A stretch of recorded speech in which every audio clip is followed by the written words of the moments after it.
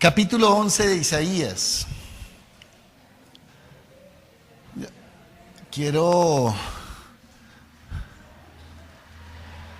leer estos primeros versículos que ya llevamos como 3 o 4 estudios. Y voy a leer otra vez el capítulo 11, versículos 1 al 9 del libro de Isaías. Y voy a leerlo en la versión Reina Valera. Y dice de la siguiente manera: saldrá una vara del tronco de Isaí, un vástago retoñará de sus raíces, y reposará sobre él el espíritu de Jehová, espíritu de sabiduría y de inteligencia, espíritu de consejo y de poder, espíritu de conocimiento y de temor de Jehová. Y le hará entender diligente en el temor de Jehová. No juzgará según la vista de sus ojos, ni resolverá por lo que oigan sus oídos, sino que juzgará con justicia a los pobres, y resolverá con equidad a favor de los mansos de la tierra. Herirá la tierra con la vara de su boca, y con el espíritu de sus labios matará al impío. Y será la justicia cinto de sus caderas, y la fidelidad ceñirá su cintura. Morará el lobo con el cordero, y el leopardo con el cabrito se acostará. El becerro, el león y la bestia doméstica andarán juntos, y un niño los pastoreará. La vaca pasará junto a la osa, sus crías se recostarán juntas, y el león como el buey comerá paja. El niño de pecho jugará sobre la cueva de la cobra, el recién destetado extenderá su mano sobre la caverna de la víbora. No harán mal ni dañarán en todo mi santo monte, porque la tierra será llena del conocimiento de Jehová, como las aguas cubren el mar. Amén.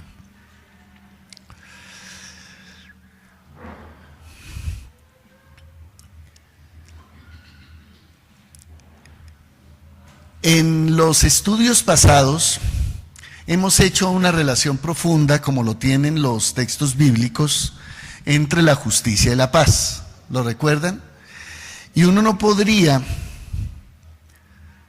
hablar del versículo 6, de que ese día morará el lobo con el cordero,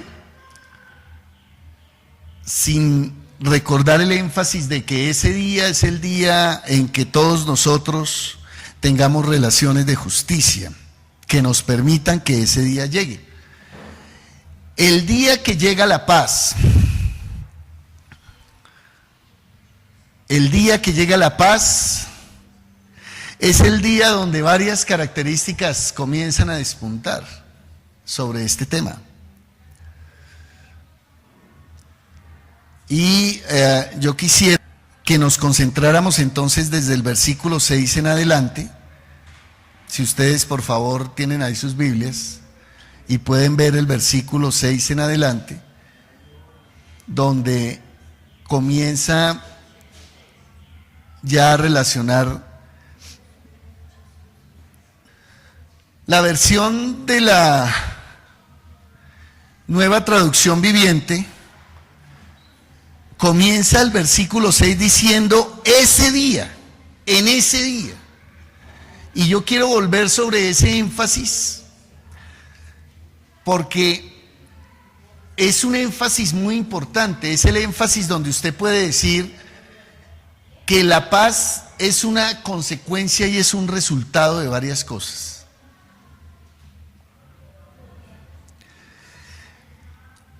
Y el día que va llegando, ese día el lobo y el cordero podrán convivir juntos. Entonces aquí vamos a hablar de la paz en varios niveles. El primer nivel es el nivel de la convivencia íntima, el de la convivencia doméstica. Y donde vamos a poder decir que el lobo y el cordero podrán vivir juntos. Vivir juntos significa vivir en la intimidad. Y vivir en la intimidad significa vivir ¿en dónde?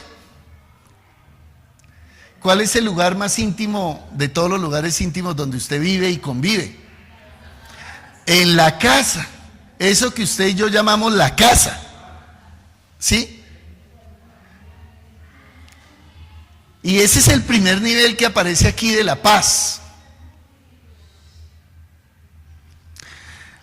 El primer nivel de la paz entonces es el nivel de la convivencia doméstica, donde podrá vivir el lobo y el cordero.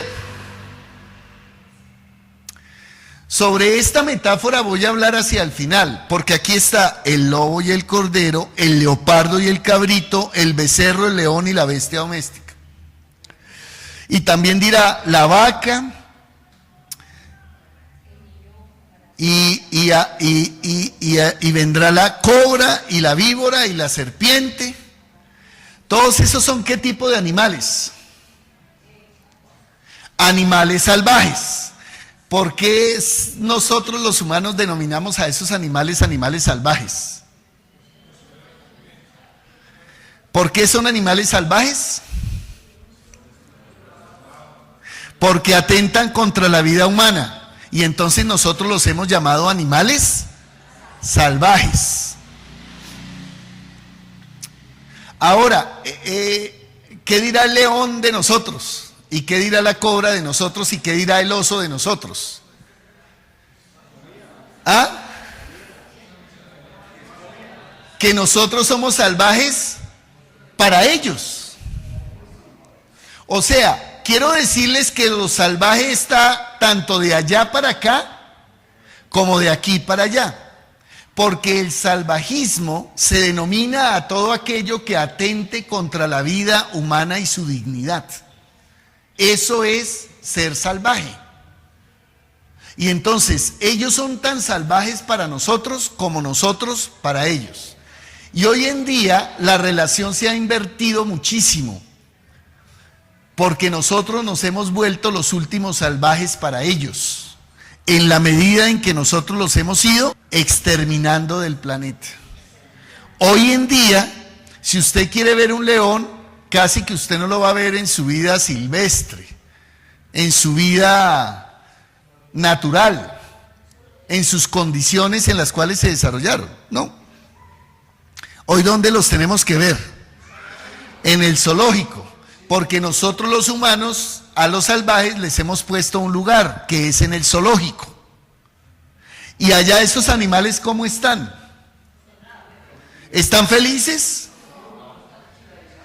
Están cautivos, están presos. ¿Dónde quedó su salvajismo? Quedó completamente domesticado. ¿Quién domesticó ese salvajismo de ellos? Nosotros los humanos que los hemos puesto allá, y que además no los hemos puesto de cualquier manera, sino que incluso en lo que comen hoy día nosotros los hemos domesticado, porque hasta sustancias químicas le transmitimos a ellos para que ellos se vuelvan más ¿qué?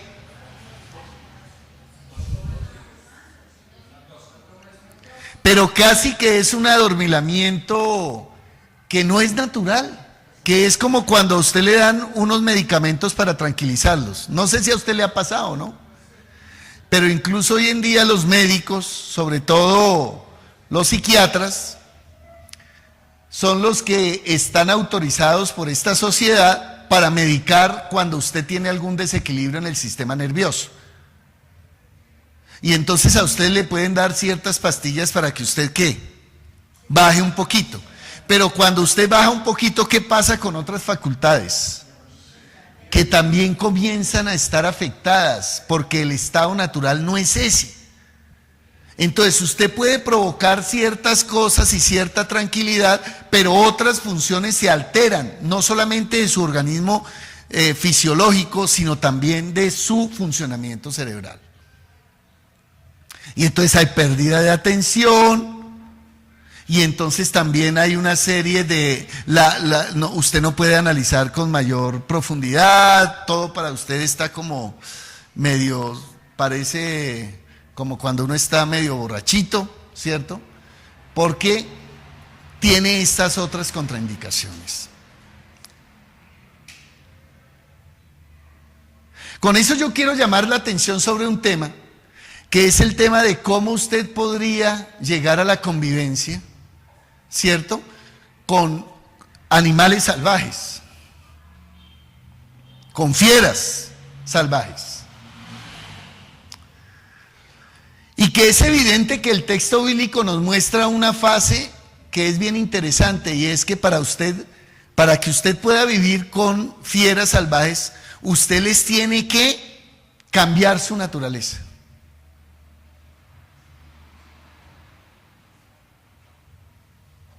Para aquellos que son amantes de la naturaleza, ¿cierto?, y que dicen que la naturaleza y la condición natural es lo máximo y que Dios respeta la naturaleza, pues aquí encontramos una metáfora que es antinaturaleza. Porque aquí se le está cambiando la naturaleza salvaje a un animal salvaje, para que pueda, ¿qué?, convivir. Ahora, ya bien lo había dicho Darwin en el siglo XIX, ¿cierto?, estudiando toda la condición animal, pues que en la condición natural los animales tienen una condición de supervivencia y de satisfacción de necesidades primarias. ¿Y que hay que pasa con la cadena natural de los animales? Pues que los animales superiores se comen a los inferiores, ¿sí? Y el pez grande se come al pez pequeño. Pero luego el pez grande, ¿qué pasa con el pez grande? Que se muere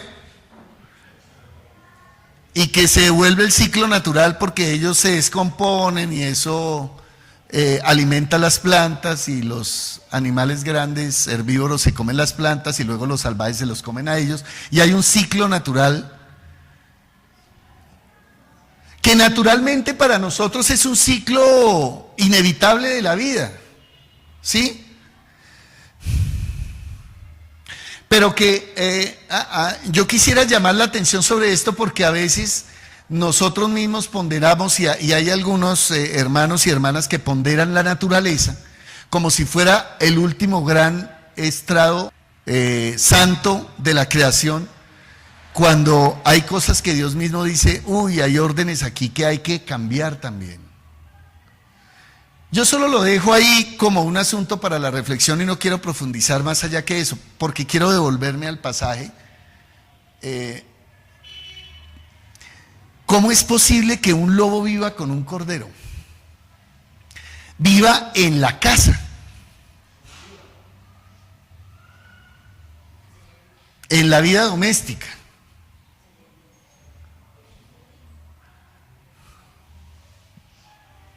¿Usted sí se ha puesto a pensar? Ahora lo quiero invitar a que haga un ejercicio ya no de la naturaleza. Dejemos la naturaleza a un lado y vayamos a la convivencia de los hogares, que esa es la primera esfera que está aquí. El lobo tendrá que convivir en su casa con el cordero.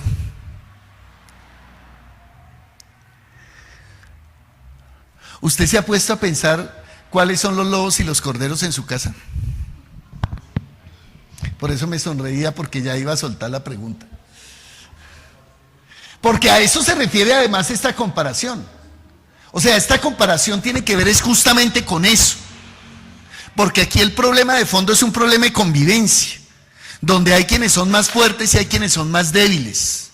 Y eso es lo que está en juego en el pasaje. Por eso este pasaje hay que verlo en términos de la justicia también, ¿recuerdan?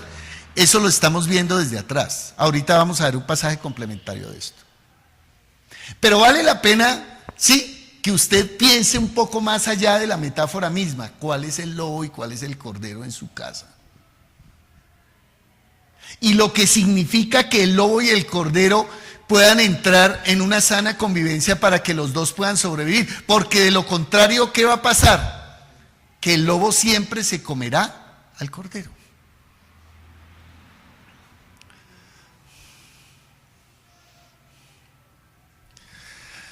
Ahora, vamos a ir a las relaciones un poco más complejas, porque esto de ser siempre lobo y ser siempre cordero también tiene sus propias dificultades a la hora de trasladar esta metáfora al hogar.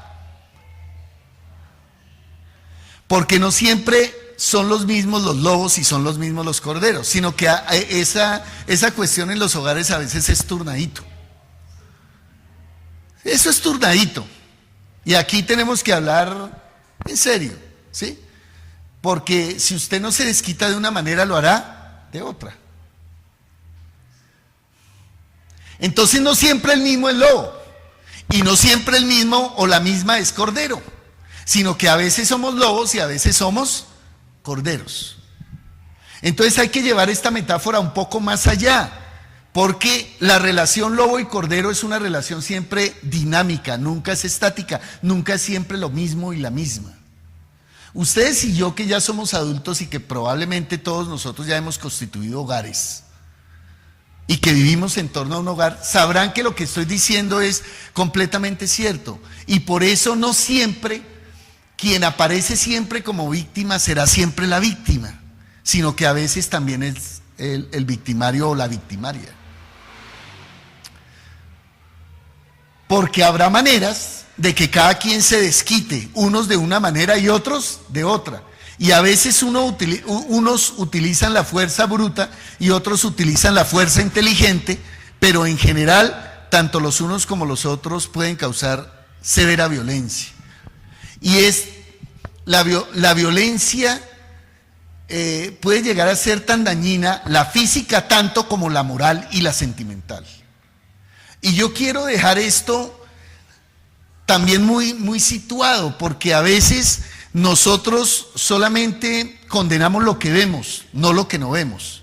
La violencia moral, la violencia sentimental, esa es una también de violentar, pero esa no se ve. Entonces la gente termina solamente mirando una parte de la violencia. Y yo quiero decir que la violencia se da en toda esta plenitud de cosas, tanto en una forma como en la otra. Y a veces, por ejemplo, cuando quien lleva el dinero a la casa siente que tiene más autoridad porque lleva el dinero a la casa que quien está allá, o quien lleva menos, porque hoy en día los hogares en disputa tienen que ver con esta situación, ¿sí? Normalmente nosotros hoy en día entendemos que quien más va cobrando libertad es aquel que está dejando más plata en la casa, porque lleva el dinero y corresponde a algunos derechos. El otro problema que hay con eso es que como hay trabajo en la casa que no se compensa con dinero, pero que debería tener también una compensa, pues eso haría un poco que las cargas se equilibren, ¿sí? Lo que pasa es que como nosotros naturalmente hemos adoptado un modelo de familia donde el dinero que se ve es el dinero que se trae a la casa, y el dinero que no se ve, eso no se echa en los cálculos, pues porque es deber. Y hoy en día no lo digo solamente por el rol hombre-mujer, porque eso hoy en día está cambiando, y si usted no se la pilla, eso también le puede acarrear serios problemas, ¿sí?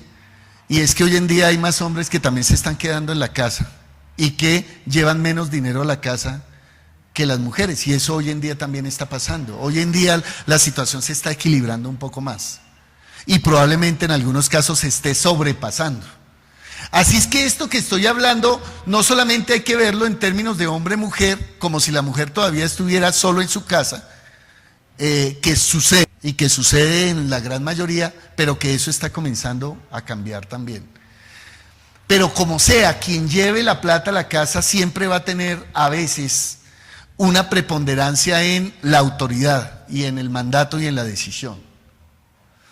Y lo que no se echa a ver a veces es la productividad que también tiene el otro lado. ¿Qué pasaría si nadie organiza la casa? ¿Qué pasaría si nadie lava la loza? ¿Qué pasaría si nadie le pone aseo y orden? ¿Qué pasaría si alguien no se ocupa de la crianza de los hijos? Si ninguno de los dos puede, ¿qué pasa en un modelo como el más moderno nuestro, cierto? A alguien se le delega esa tarea, ¿cierto? Y a veces el beneficio de la buena tarea está en los hermanos, en los familiares, en las madres, en los padres.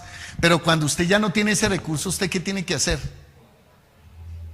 Pagarlo. Pagarlo. ¿Cuánto vale? En el pasado costaba mucho menos porque esa era una forma de esclavitud también, ¿cierto? Se traía usted la muchacha para la casa y la muchacha para la casa era casi que la esclava. Sí, porque no salía nunca y no le daban el dinero, etcétera, todo lo que usted quiera. Pero hoy en día esas cosas están cambiando y están creciendo. ¿Cuánto vale eso? Si uno pudiera hacer las cuentas globales y completas, eso también tiene un costo adicional muy fuerte. Y es tan equivalente ese costo como al costo de la gente que trae la plata en la mesa. Luego eso debía, solamente desde el punto de vista económico, eso ya debería tener una cuantificación distinta. Y eso es lo que en una economía familiar debería todo eso meterse y echar en el mismo saco. Porque de lo contrario, siguen habiendo estas relaciones de injusticia entre quienes por traer plata a la casa pueden mandar más y los demás mandan menos porque no traen, ¿no? Y lo mismo le dice uno en la crianza a los hijos cuando los hijos ya se van poniendo más grandes que uno, ¿cierto? A veces en algunos casos de nosotros los hijos se vuelven grandes muy pronto, ¿cierto? Ya a los 12 años lo han sobrepasado a uno en estatura, ¿no? Ya se vuelven más grandes que uno. Pero cuando van creciendo, ¿cierto? Y ellos van comenzando a poner un poco más su voz, a uno los últimos recursos que a uno le siguen quedando la autoridad tienen que seguir siendo los mismos, que son: yo soy el que estoy poniendo la casa, usted está viviendo en mi casa. Y mientras usted viva bajo el techo de esta casa, se hace lo que yo diga, ¿sí? Porque un poco esa es la lógica. Entonces, los jóvenes y las jóvenes, pues dicen, bueno, ya descubrí cómo es que funciona este modelo. Y si yo me libero de ese primer modelo, ¿qué va a pasar? Significa que yo debo traer o plata para esta casa o me voy y comienzo a pagar mis gastos. Y una vez que pago mis gastos, ¿qué pasa? Que yo puedo hacer lo que yo considere. Entonces, ese es un modelo muy intuitivo que nosotros a veces no caemos en la cuenta de ese modelo. Y que yo quiero que hoy caigamos en la cuenta. Porque la sola frase, morará el lobo con el cordero, esa frase es una frase que tiene un sentido muy profundo para la vida doméstica, muy profundo, porque tiene que ver con estas relaciones de desigualdad. Entonces rápidamente un joven, una vez que toma conciencia de sí, pues lo primero que hace es, ojalá lo más pronto posible yo pueda salir a trabajar, y con eso ya deben bajar ciertas exigencias por un lado, y por el otro lado yo puedo comenzar a tomar mis propias decisiones. Y a veces las cosas comienzan a tomar sus propias decisiones porque comienza a comprar sus propias cosas, hasta llegado el momento en el que uno puede decir a qué hora llega y con quién llega y a qué hora se va y con quién se va. Y eso sigue tornando mayores complejidades a la casa. Porque entonces viene la otra parte del tema, ¿cierto? Que uno dice, usted ya se siente muy grande porque trae plata a la casa, pues no la traiga porque nunca la hemos necesitado. Y lo que quiero decir es que la autoridad a veces se monta con relación al tema económico, pero cuando el tema económico ya sobrepasa, ya entonces tiene que comenzar a razonar de otra manera. El problema en el fondo sigue siendo el mismo y es quién toma las decisiones acá. Y ese es un tema sobre el cual quiero llamar la atención, porque no importa si es un asunto económico o no lo es, el tema de fondo siempre será la autoridad. Y cuando uno tiene ese modelo tan unidireccional, pues siempre va a encontrar razones para que usted sea la que mande o el que mande. Y entonces otra vez sí vale la pena volver a tomar esta frase de morará el lobo con el cordero. ¿Morará qué significa? Morar es habitar en la casa en la casa.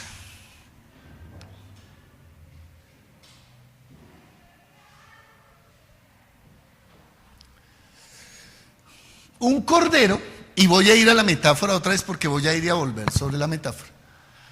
Un cordero que conviva en su casa con un lobo puede tener el riesgo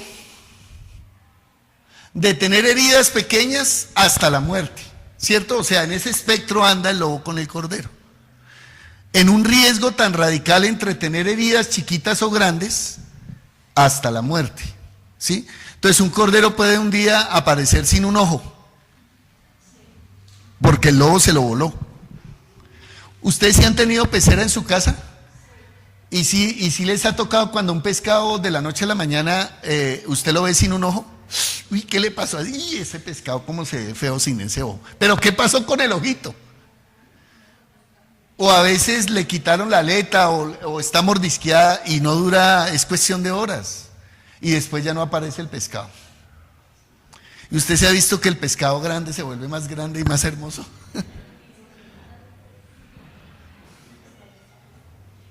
Porque ese es el riesgo de vivir el lobo con el cordero. Desde las heridas más pequeñas e insignificantes hasta la muerte. Dime. Al final se vuelve uno la comida del otro. Y ese es el bendito problema de convivir el lobo con el cordero. Y mientras no se pueda revertir esa relación, siempre estará ese riesgo latente. Y siempre ese riesgo terminará desarrollándose, tarde o temprano. A veces comienza muy temprano, porque hay relaciones de lobo y corderos que arrancan desde el noviazgo y desde el comienzo. Y otras veces, después de 10 años de casados. Pero pasa. Quiero decirles, pasa. En cualquier momento de la vida va a pasar. Y entonces yo podría titular el mensaje de hoy: lobos y corderos en disputa en el hogar. ¿Sí? Para dar razón de esta primera línea, que eso piense en la paz en la casa, en la vida doméstica. Eso forma parte de la espiritualidad.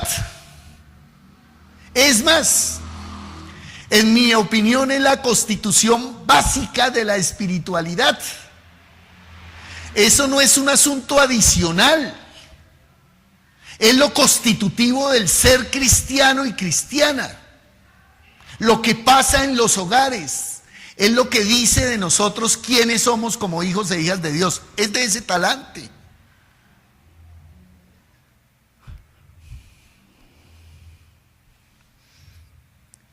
Los hogares en Colombia. Por eso para mí la paz no es un asunto del conflicto armado, ¿se dan cuenta? Y yo no arranco de una vez hablando de la paz y el conflicto armado. Para mí el conflicto armado tiene un lugar, no el lugar. Porque recuerden lo que yo dije hace 8 días con relación al tema de el fenómeno de chivo expiatorio que se volvió Escobar, ¿cierto? En los años 80 y 90, ¿no? Todo era culpa de Escobar. El narcotráfico, todo era culpa de Escobar, todas las bombas, todo lo que pasaba. ¿Sí? Siempre el fenómeno es el mismo. Siempre el fenómeno es el mismo. Y es, echémosle la culpa a alguien del mal de todos nosotros. Porque queda además mucho más fácil, ¿no? Es más complejo si usted comienza a mirar que la naturaleza de las cosas que nos pasan puede que sucedan más allá de solamente siempre estar lidiando con el mismo. Entonces, por eso, para mí la paz es un asunto que tiene estas esferas, si ustedes quieren. La paz tiene este tipo de esferas. La primera esfera que toca la Biblia es la esfera de la vida familiar. Y la esfera de la vida familiar es el tipo de relaciones que usted establece con los demás. Y usted puede establecer el tipo de relaciones como las de los lobos con los corderos. Y las de los lobos con los corderos es la ley del más fuerte y de la autoridad. Y eso es lo que quiero decir en sentido estricto. Y hasta el momento ese puede ser el resumen de la primera parte de lo que he dicho. Mientras usted establezca las relaciones de su hogar, en esa relación, usted siempre va a mantener esa línea de relacionamiento con los demás. Que a veces usted se vuelve el bienhechor siempre y cuando ponga las cosas en la casa, pero se vuelve el problemático si comienza a pelear con los demás modelos de vida de los otros. Entonces vamos a las relaciones mismas porque tiene que ver justamente con eso. Cuando yo tengo en mis manos el poder, entonces para mí queda muy fácil justificar todas las acciones violentas que de ahí para adelante yo pueda desarrollar. Buenas o malas, porque yo las puedo justificar desde el fin mismo de las cosas. Entonces yo puedo decir, esto que te hago es por tu bien. Y entonces yo propino castigos para el bien de quien está al otro lado. Y esa es una relación de lobos y corderos. ¿Sí? En la medida en que es el lobo el que siempre está diciendo cómo son las cosas. Y otra vez repito, esta relación de lobos y corderos no es de un solo actor. Todos los actores pueden ser lobos y todos pueden ser corderos. Porque uno replica esos modelos. En la casa se replican los modelos. Sí, se replican los modelos del papá hacia la mamá y los hijos, de la mamá hacia el papá y los hijos, y de los mayores hacia los menores y de los menores hacia los mayores. Y de ahí para allá usted puede replicar todo el modelo. Y el modelo puede replicarse de tal manera que entre todos se ejerce este mismo sistema. ¿Sí? Y por eso puede ejercer tanta violencia el papá como la mamá o como los hijos cuando están solos. Es decir, el sistema funciona exactamente igual y eso es lo que hay que desafiar.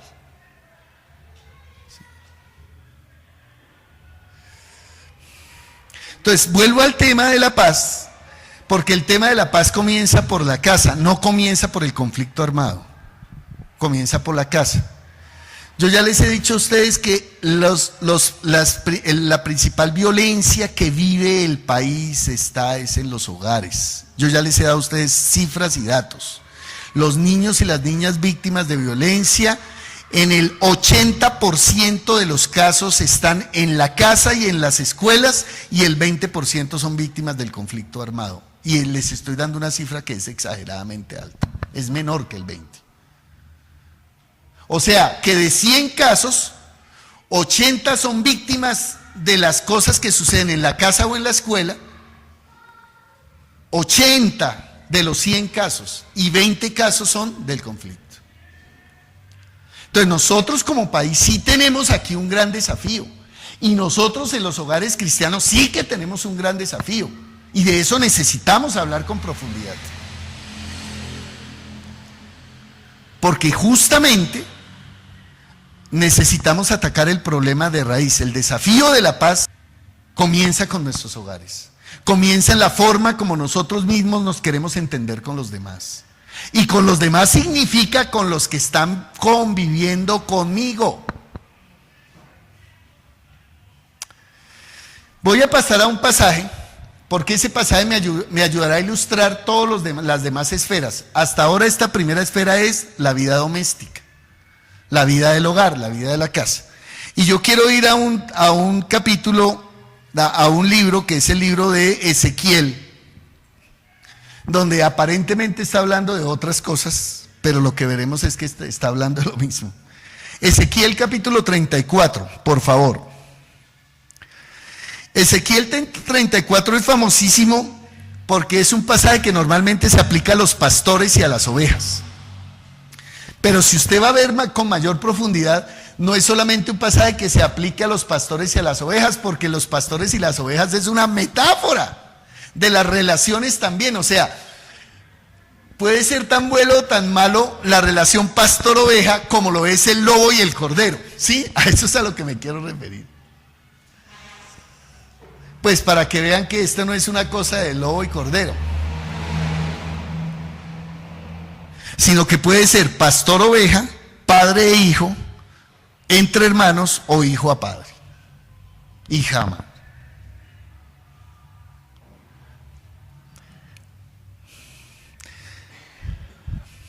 Versículo 20 del capítulo 34. Y lo voy a leer aquí en la Reina Valera, de Ezequiel. ¿Sí? ¿Ya todos se ubicaron? Por tanto, así les dice Jehová el Señor: yo mismo juzgaré entre la oveja engordada y la oveja flaca. Comencemos por ahí. Sí, entonces en el reino de los pastores y las ovejas también existe ¿qué?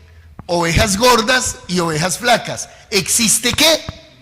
Relaciones de injusticia. Unos más y otros menos. Cada vez que usted vea ese modelo se llama injusticia. Cuando hay unos que tienen más que otros, eso se llama injusticia.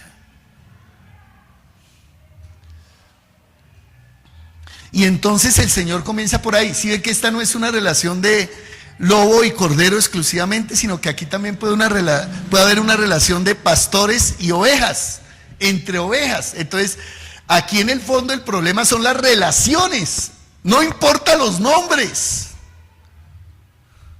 son las relaciones las que están en juego acá. Y aquí las ovejas flacas no son las de moda, ¿no?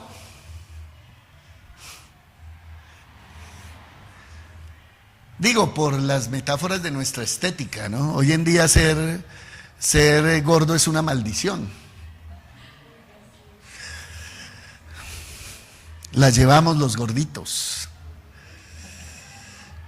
Pero aquí es al contrario, ¿no? Las ovejas gordas son las que están, ¿qué? Llevándose todo y están con mayor comodidad. Y las flacas no están pudiendo vivir, es decir, están tratando de sobrevivir. Y entonces cuando la vida se trata de sobrevivir es una vida bastante muy triste. Y si usted en su hogar no está viviendo, sino que está sobreviviendo, póngale mucho cuidado a la vida, porque esa no es la vida que Dios quiere para usted. Esa no es la vida que Dios quiere para usted. Y eso sí se lo puedo decir con absoluta contundencia, porque así está en la Biblia. Entonces no es que la relación natural de la familia sea la relación natural. ¡Ojo! Porque la relación natural de la familia puede ser de lobos con corderos. Y entonces Dios dice, esa no es mi voluntad.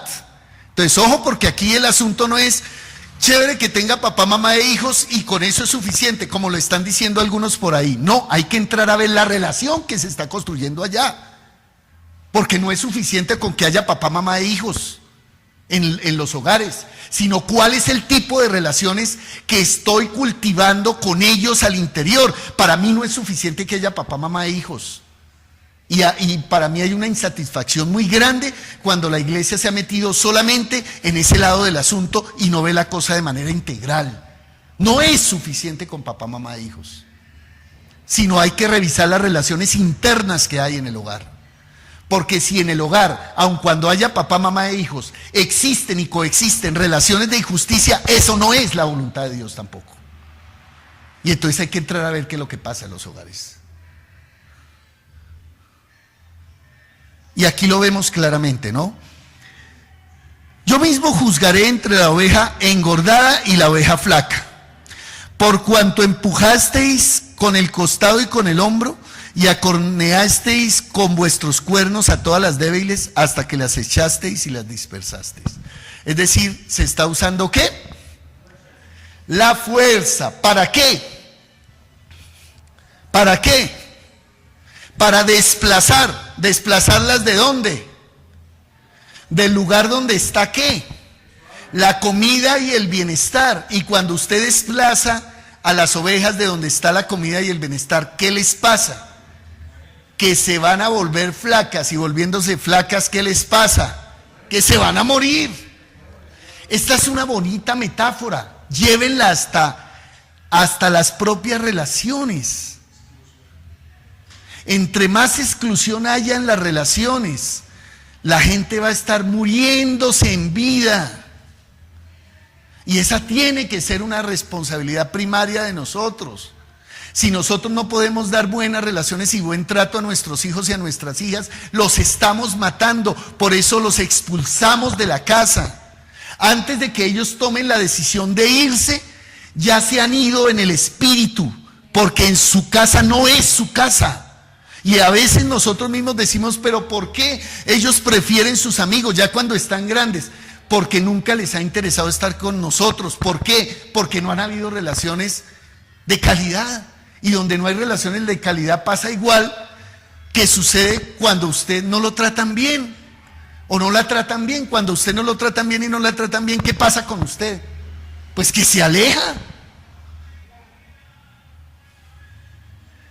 Y entonces iba a ir donde el supuesto amigo o la supuesta amiga que sí le va a ayudar y termina enredado en otros rollos.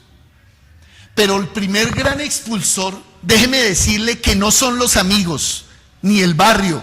El primer gran expulsor se llaman las relaciones familiares. Ese es el primer gran expulsor.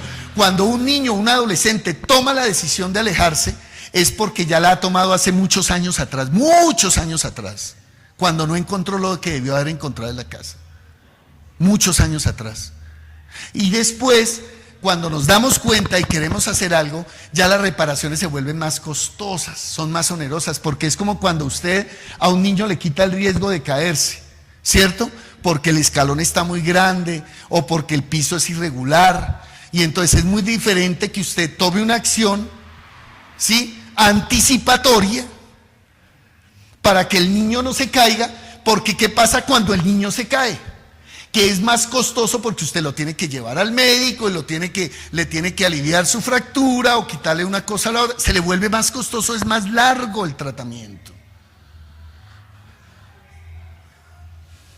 Entonces, cada vez que suceda una cosa como esas, entiéndalo, que el poder trabajar con las personas va a ser más costoso y más lento. ¿Se va a poder ganar? Claro que sí, porque Dios también obra allí, pero es más costoso. Es más costoso. Y se lo dice una persona que ha trabajado toda su vida en educación, que me ha tocado lidiar con familias de todo tipo, desde las familias de los pastores en adelante, porque esta es una cosa que no respeta condición ni títulos. Conocí un adolescente, el mejor ICFES en su tiempo, 2 carreras, una en los Andes y otra en la Universidad Nacional, sus 2 padres muy exitosos académicamente, y el chico se suicidó al 2.º año de la universidad, siendo hijo del colegio donde estaba, un chico excepcional. Pero en su casa hubo todos los problemas del mundo desde los 13 años. Y el chico no pudo superar la situación. Y no la pudo superar hasta tal punto que teniendo 20 años, se mató del consumo del alcohol en una fiesta. Él no se suicidó.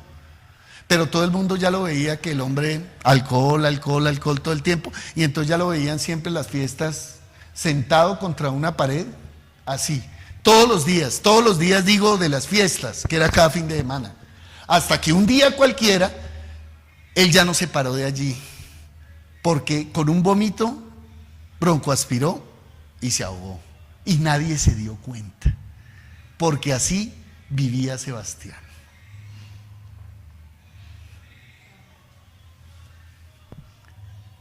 Y los padres eran cristianos.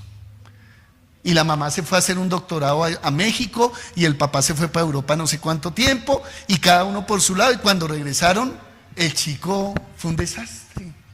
Y ya cuando quisieron hacer algo no pudieron hacer nada porque a él ya no le interesaba eso. Porque ya el tiempo en que debían estar no estaba. Entonces ya a los 20 años, ¿ya para qué? A él ya no le interesaban sus papás. Entonces, son de esos remedios que usted llega a destiempo, ¿no? Es como cuando usted tiene frío y le traen la aguapanela 3 días después, ¿sí? Cuando ya hay un sol y un calor el berraco, y entonces usted dice, no, yo ya lo que necesito es un agua fría con hielo. ¿Ya para qué? Ya pasó. Ya no fue el tiempo. Ya a él no le interesaba lo que habían pasado.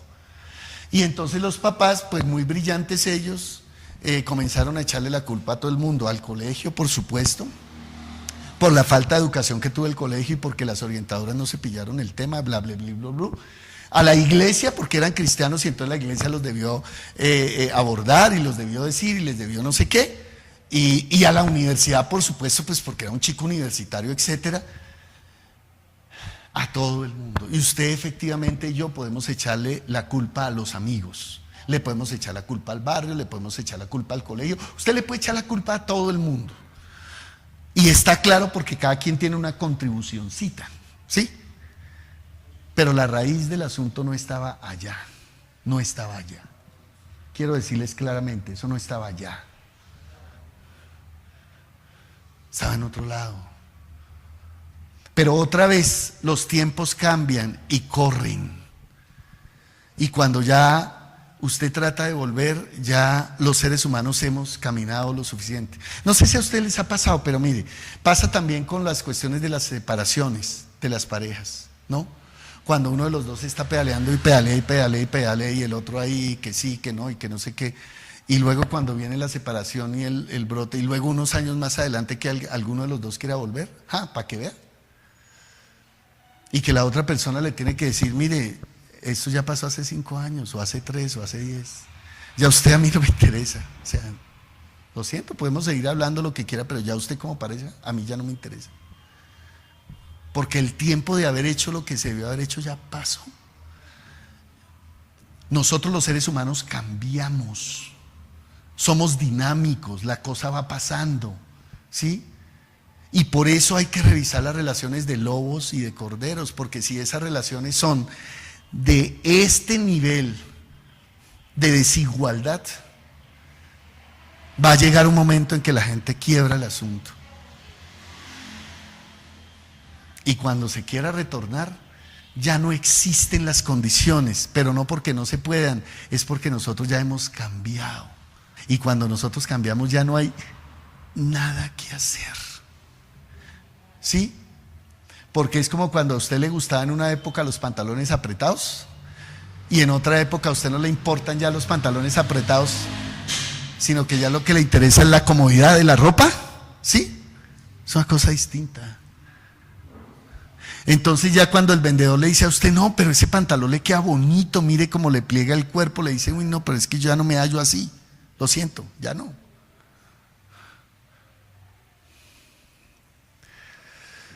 Vuelvo al texto, porque hoy es el día de las relaciones domésticas, en la paz.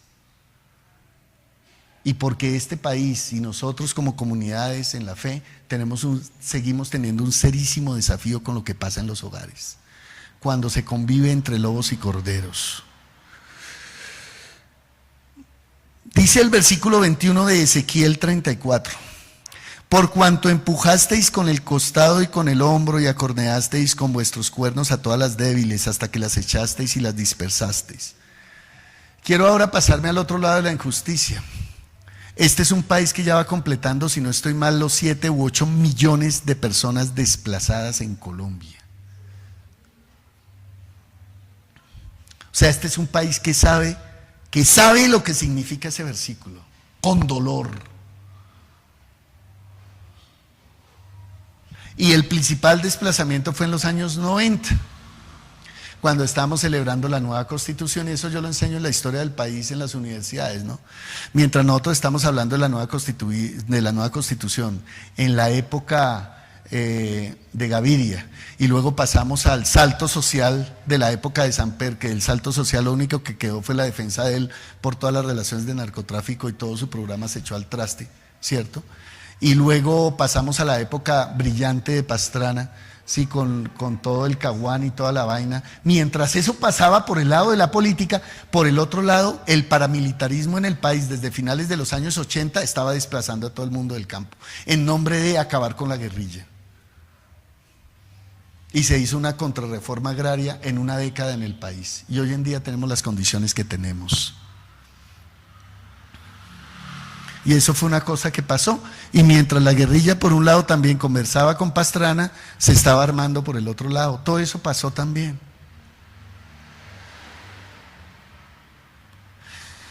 Y luego en la década de los 2000, cuando llega el señor Uribe a la presidencia, pues acabó de exacerbar los asuntos fundamentales. Y luego cuando tratamos con la Ley de Justicia y Paz y con la creación del Centro de Memoria Histórica de levantar los asuntos claves, pues vinieron las conversaciones de paz con los paramilitares y a todos se los llevaron a Estados Unidos. Y esa puede ser una versión de la justicia. La otra versión de la justicia es, allá los encarcelaron para que no hablen de lo que pasó aquí, porque allá no pueden hablar de lo que pasó aquí. No, negociaron evidentemente, pero aparte de la negociación fue, allá no pueden remitirse de los asuntos de acá, porque el sistema judicial de Estados Unidos es distinto. Y silencio. Y eso nos ha pasado en la década pasada. A veces la gente tiene problemas de memoria, ¿no? Y yo no digo que sea Alzheimer, pero son los grandísimos problemas de memoria que tiene este país, ¿no? Pensando en que las cosas de un lado son mejores que de las otras. No, mire, quien ejerza violencia, esté en el lado donde esté, llámese guerrillero, paramilitar, militar o quien sea, estará haciendo un grave daño a las familias y a la gente de este país. Daño. ¿O ustedes creen que los jóvenes de la guerrilla no son jóvenes colombianos nuestros? Igual que los jóvenes paramilitares, quienes siempre pusieron los muertos. Fuimos nosotros, mientras los señores de la guerra estaban en sus sillas apoltronados esperando que algo pasara, y a ellos no les pasó nada nunca. Por eso, si nosotros nos dejamos seguir enredando de esos dires y diretes, de un lado y del otro, sin entender que realmente somos nosotros quienes principalmente somos actores desde la sociedad civil, etcétera, y contribuimos para bien o para mal para que este país tenga por lo menos un camino distinto, ahí seguiremos poniendo los muertos. Por eso mi invitación sobre estas cosas es: no se deje polarizar en el discurso entre malos y buenos, porque otra vez vaya en la casa a establecer cuál es el malo y el bueno, ¿sí? A ver si es que alguno siempre es sistemáticamente el malo en estas cosas. La vida humana es más compleja que eso, pero está este tipo de problemas aquí. Los gordos siempre desplazarán a los flacos. Esa es pura ley de física, ¿sí o no? Aquí hay una metáfora de eso. Los fuertes siempre desplazarán a los débiles. Tenga mucho cuidado con eso, tanto en la casa como en otras partes, porque va a pasar.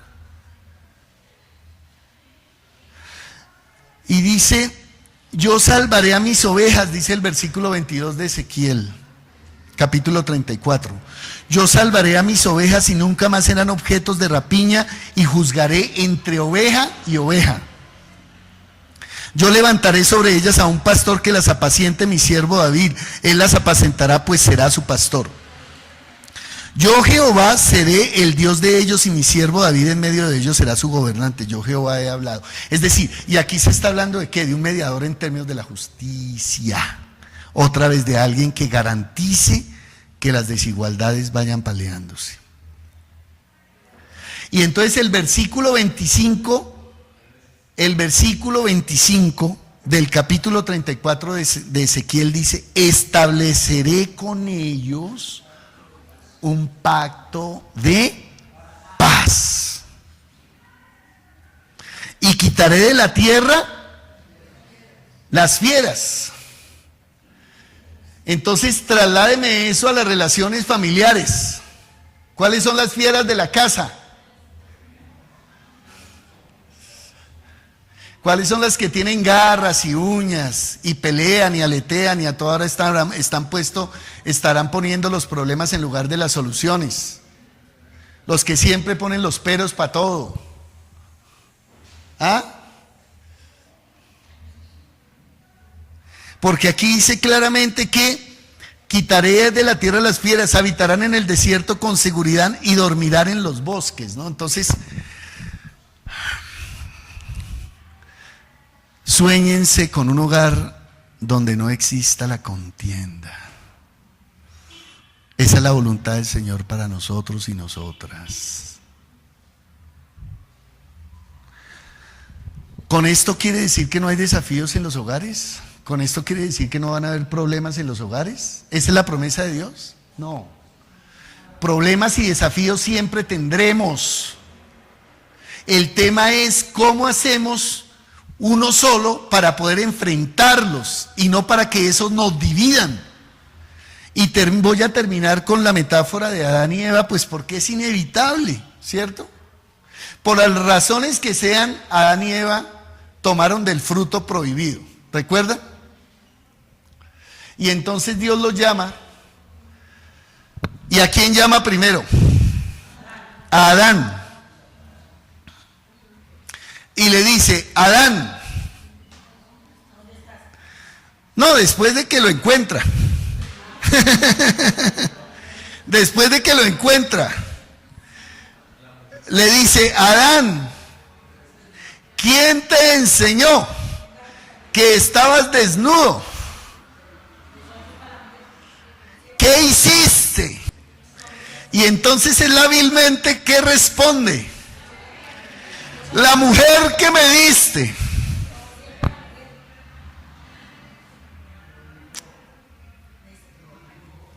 Y entonces Dios se va donde la mujer que le dio. Y le dice, ¿qué pasó? ¿Y qué dice Eva? La serpiente. Todo termina en un animal que salvaje. Mire, para la violencia siempre van a haber razones y justificaciones. No pierdan eso nunca de vista. Usted siempre dirá por qué le tocó violentar. ¿Por qué? Siempre habrá razones. Pero lo que les quiero decir con el libro de Génesis es, nunca habrán razones para la violencia. Jamás. Jamás habrán razones para la violencia. Nunca. Entonces, cada vez que usted tenga la razón para violentar a su esposo, a su esposa, a sus hijos, o entre sí, entiendan que no va a haber razones. Entienda que no hay justificaciones para la salvajada. Ser animales salvajes es utilizar el poder, la fuerza, como lo hemos visto aquí en el libro de Ezequiel.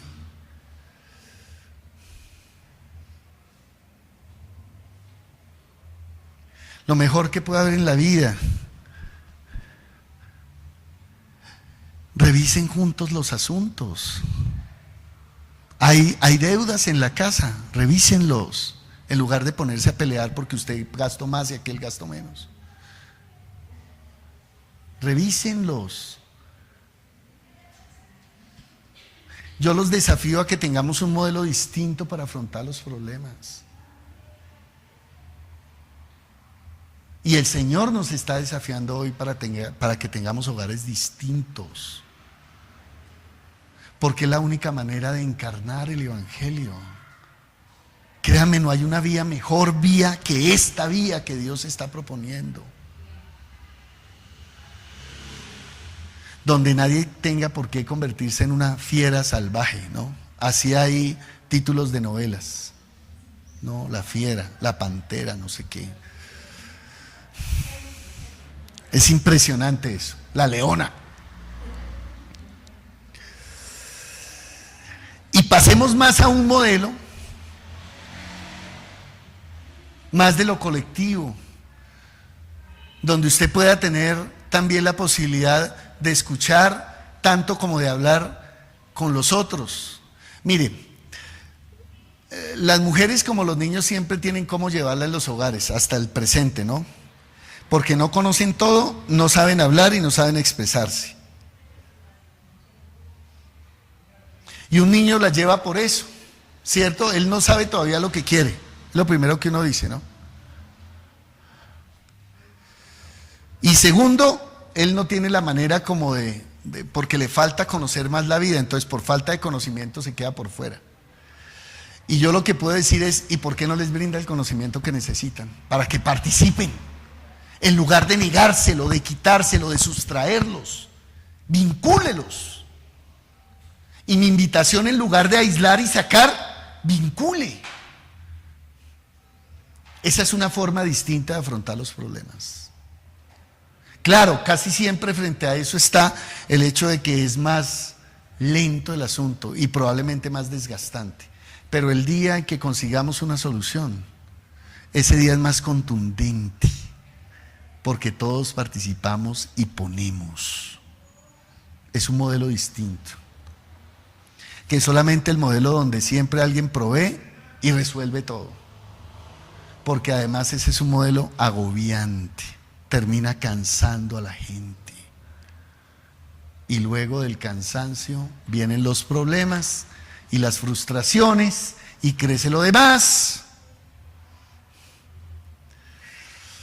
El día que nosotros podamos cultivar entonces relaciones de justicia, entonces ese día el lobo podrá dormir con el cordero y los dos podrán vivir sin que el uno tema que el otro lo agreda. El Señor nos ayude en esas relaciones. No sé si hay algún comentario, pregunta o si... Mire, para mí la clave está en cómo uno comienza a manejar los conflictos que tiene y la transformación de los conflictos. Para mí esa es la clave. Y el principal problema de los conflictos, ¿sabe cuál es? No son los conflictos, sino es la actitud que uno le pone y asume cuando tiene el desafío de hacerlo. Porque o nosotros nos volvemos como ovejas y pasivos, y sí, y pégueme, o el otro modelo que es, usted no sabe quién soy yo, ¿cierto? Y entonces arranco el otro lado, que es agredir también, igual que lo que hacen conmigo. Y cómo poderle decir a la otra persona, oiga, usted me está afectando a mí, ¿usted no se ha dado cuenta? Pues si no se ha dado cuenta, yo quiero decírselo. Esa pequeña gran cosita es la que nos hace falta a nosotros, porque usted tiene que ponerse juribundo o juribunda para poder hacer un reclamo. Y entonces se vuelve un problemota, porque aparte de lidiar con el reclamo, tiene que lidiar con usted mismo, ¿sí? Y entonces por eso lo primero que uno debe hacer frente a un reclamo es, cálmese. Y diga lo que tiene que decir, claro, dígalo. Pero dígalo como hay que decirlo. Y como hay que hacerlo. Y asúmalo de frente. No, nosotros preferimos por debajito. Y no, esta se la paso. La otra también se la paso. La otra también se la paso. Hasta que llega un momento en el que yo paso toda la factura. Y es que cuando uno pasa toda la factura es muy costoso. Es demasiado costoso. Ya cuando pasa es difícil. Y es un desafío, ha sido un desafío para mi vida, toda la vida.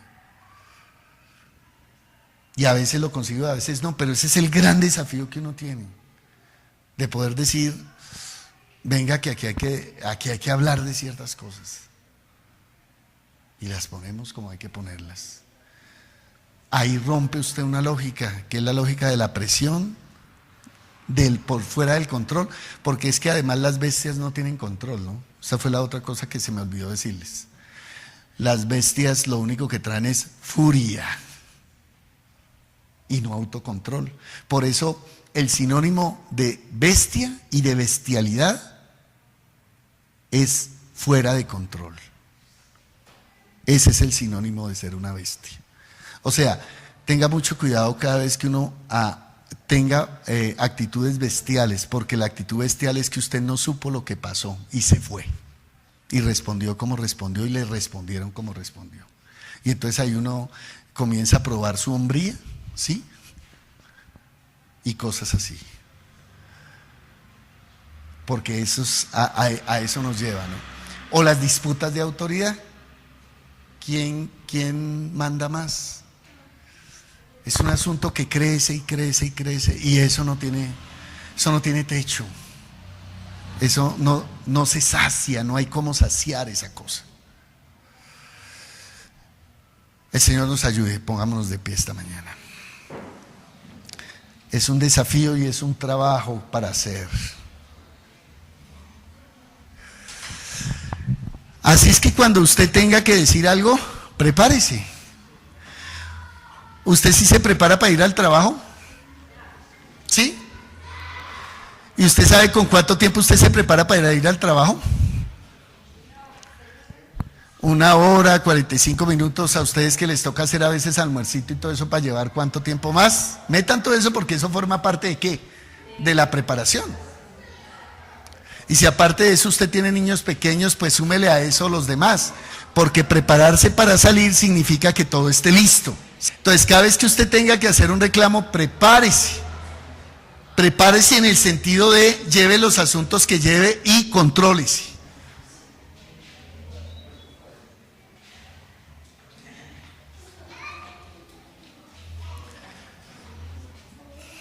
Te damos gracias, Señor, esta mañana, porque nos permites tener este tiempo de reflexión también de la paz doméstica.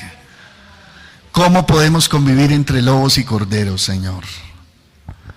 Y yo te pido, Señor, que tú nos bendigas en que cada día nuestros hogares sean territorios de paz, donde la bestialidad no sea lo que reine, sino donde reine la manera de resolver las cosas entre nosotros.